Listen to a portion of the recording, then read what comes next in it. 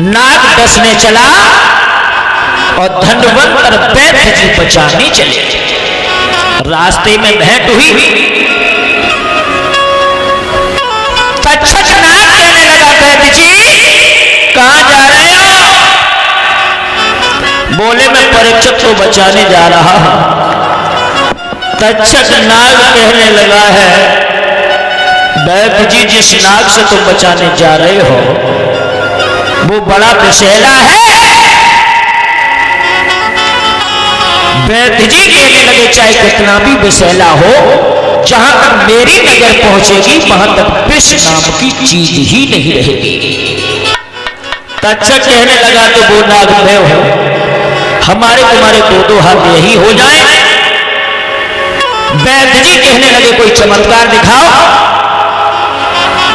तक्षक नाग ने माताओं बहनों हरे भरे वृक्ष में जब फुसकार मारी तो वो वृक्ष पक्षियों समेत जल करके राख हो गया। वैद्य जी ने जैसे निगाह करी पुनः वृक्ष हरा भरा हो गया।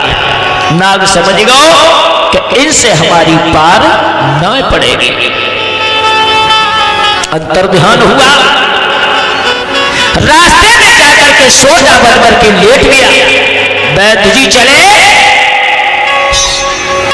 रास्ते पर पड़ा सोटा समझ करके उठा लिया। पीठ में खुजली मची। बस सोटा से जैसे ही खुजलाओ, तक्षक ने उन्हें पीठिए में डसले। वो पीठ पे तो निगाह न पहुंच सकती। जहर पूरे शरीर में फैला है, शरीर की राख उड़ गई। तक्षक आजाद हो गया। इधर सुखदेव जी ने परीक्षक को भी अपना पराक्रम सुनाया कि हे परीक्षक, तुम्हारे बाबा इतने शक्तिशाली थे कि हाथियों को पकड़ करके आकाश में फेंक दिया करते थे। ये सुनाया इसलिए कि इनका सारा शरीर वज्र का हो जाए, तक्षक नाग इन्हें डसने में असफल हो जाए। पर ये बात उन्हें पची जाए। परीक्षक नाग से कोड़ी गए। सोचने लगे, मेरे बाबा इतने शक्तिशाली थे,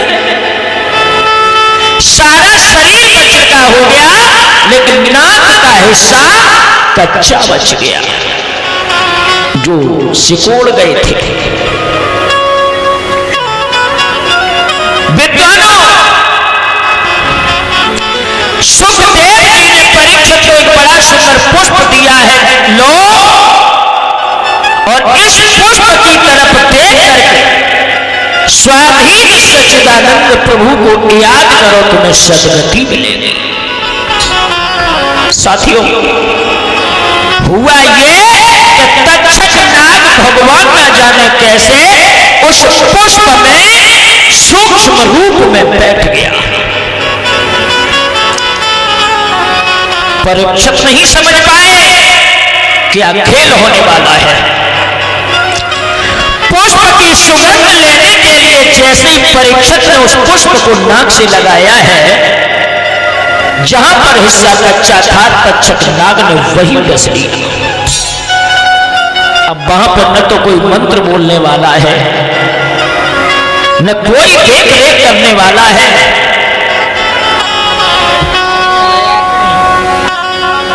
जहर पूरे शरीर में फैल गया। देहाती भगत वैद्य लोग आए, सब गए, लेकिन तंत्र मंत्र झाड़ फूंक वहां कठिनाई चली। परीक्षक की आत्मा जो शरीर को छोड़ करके निकली है, तो स्वर्ग से एक बड़ा ही सुंदर विमान आया है इसकी आत्मा को लेने के लिए।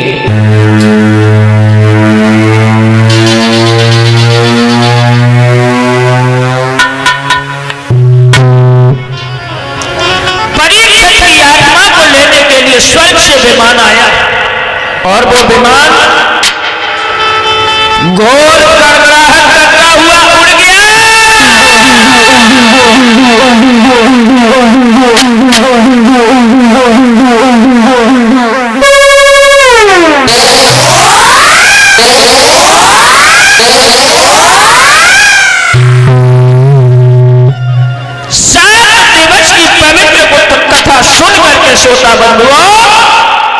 महाराज परीक्षित का कल्याण हुआ, स्वर्ग में जगह मिल गई, सम्मान के साथ विमान में बिठाल करके इन्हें स्वर्ग में ले जाया गया। तो ये बिल्कुल सत्य है माताओं बहनों,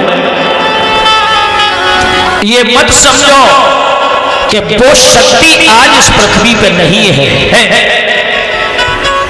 पर शक्ति तब जागृत कर पाओगे जब अथक प्रयास और सच्ची भक्ति करोगे। भक्ति के वशीभूत शक्ति है,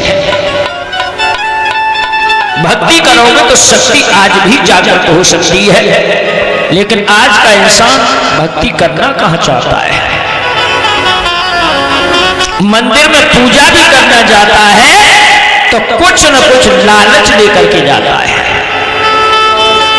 हाथ जोड़ के 2 अगरबत्ती लगाए दी और कह दिए प्रभु जो साल हमें 10 लाख रुपये फायदा हो जाए तो 9 लाख तो बैंक में डाल दिए, 50,000 की गैया खरीद लिए और 50,000 की छोटी मोटी भागवत कराई दी। मतलब लालच पहले। अब बता 2 अगरबत्ती में तो हो सकता है। सच्ची भक्ति अगर नहीं है तो अगरबत्ती छोड़ो, चाहे आप कुछ भी करना, सारे जतन कर लेना, लेकिन शक्ति को कभी जागृत नहीं कर पाओगे अगर तुम्हारे अंदर सच्ची भक्ति नहीं है तो।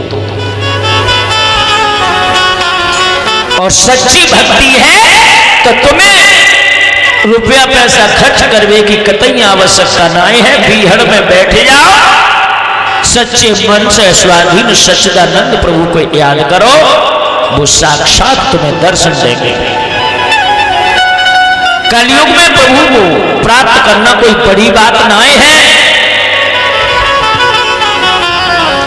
सतयुग से द्वापर युग में ऋषि मुनि हजारों वर्षों तक तपस्या किया करते थे, लेकिन क्षण मात्र गलती होने पर सब तपस्या बेकार हो जाती थी। कलयुग में ऐसा नहीं है। कलयुग केवल नाम आधारा, सुमिर सुमिर नर उतर है पारा। कलयुग नाम का कलयुग है। सच्चे मन से भगवान की भक्ति करो, प्रभु आपकी टेर अवश्य सुनेंगे। माताओं बहनों, 7 दिवस के अंतराल में मेरी वक्तव्य शैली में या हमारे साथियों से कोई भूल या गलती या त्रुटि कोई बन गई हो तो अपना भाई समझ करके, अज्ञान वक्ता समझ करके, मूर्ख बालक समझ करके हमें क्षमा करेंगे। क्योंकि माताओं मैं तुम्हारा बेटा हूं, बहनों मैं तुम्हारा भाई हूं, तुम्हारे घर का शख्स हूं। आप ही के आशीर्वाद से हमें ये व्यास मंच मिला है। कृपा दृष्टि हमारे बुजुर्गों की है, माताओं का आशीर्वाद है, बहनों का आशीर्वाद है, भाइयों का सहयोग है।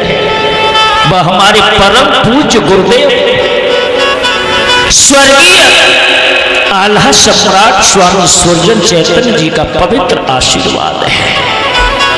मेरा है क्या? आप चाहो तो हमें बड़ी से बड़ी ऊंचाइयों पर ले जाकर के रख दो, आप चाहो तो ऐसी पटक दो कि हम जीवन भर उठ ही न पाए। ये कृपा दृष्टि हमारी माता बहन भाइयों और बुजुर्गों की है।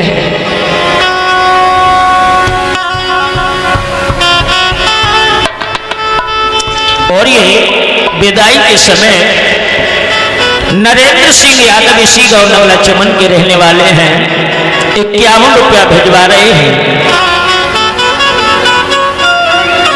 शिक्षित समाज की यही परंपरा है, लेकिन मैं जानता हूं कि जिस दिन से मैं इस गांव में आया हूं, इस परिवार ने बुलाए को सम्मान दिया है हमें। कुछ जीव हैं जो हमें टिकाना चाहते थे इस व्यास मंच पर।